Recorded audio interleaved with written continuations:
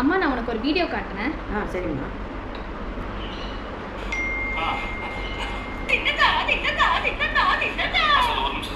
சாப்பிடதான் order பண்றீங்க.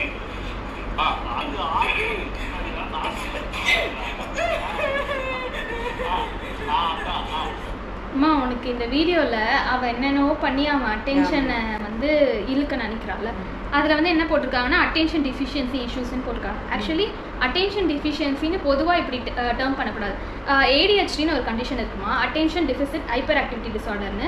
அதில் வந்து என்ன ஆவாங்கன்னா அவங்களுக்கு வந்து ஒரு இதில் கான்சன்ட்ரேஷன் பண்ண முடியாது. அவங்களோட அட்டென்ஷன் ஸ்பேன் வந்து கம்மியாக இருக்கும். எதனாலனா அவங்க ஹைப்பர் ஆக்டிவிட்டியாக இருப்பாங்க.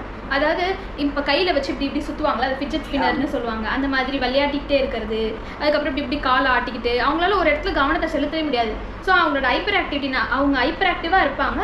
அவங்க அட்டென்ஷன் ஸ்பேனும் வந்து கம்மியாகவே இருக்கும். அவங்களால ஒரு இடத்துல கான்சன்ட்ரேட் பண்ண முடியாது.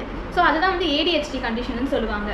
இது வந்து இந்த வீடியோவில் நம்ம பார்த்தது வந்து ஃபேக்ஷியஸ் டிஸார்டர்னு ஒன்று இருக்குது. அதை வந்து மன்ச்ஹாசன் டிஸார்டர்னு சொல்லுவாங்க. இதில் வந்து என்னென்னா அவங்க வந்து அவங்களோட ஹஸ்பண்ட் கிட்ட இருந்தோ இல்லை அவங்க பசங்க கிட்ட இருந்தோ இல்லை அவங்களோட அப்பா அம்மா கிட்ட இருந்து அவங்களுக்கு வந்து கவனம் வேணும், எல்லாரும் என்னதான் பார்க்கணும் அப்படின்னு சொல்லிட்டு அவங்க என்ன பண்ணுவாங்கன்னா நடிப்பாங்க. இந்த மாதிரி வயிறு வலிக்குது அப்படின்னு சொல்லுவாங்க.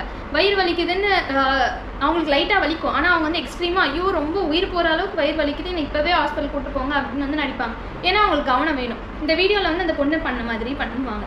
ஸோ அது வந்து ஃபேக்ஷியஸ் டிஸார்டர்.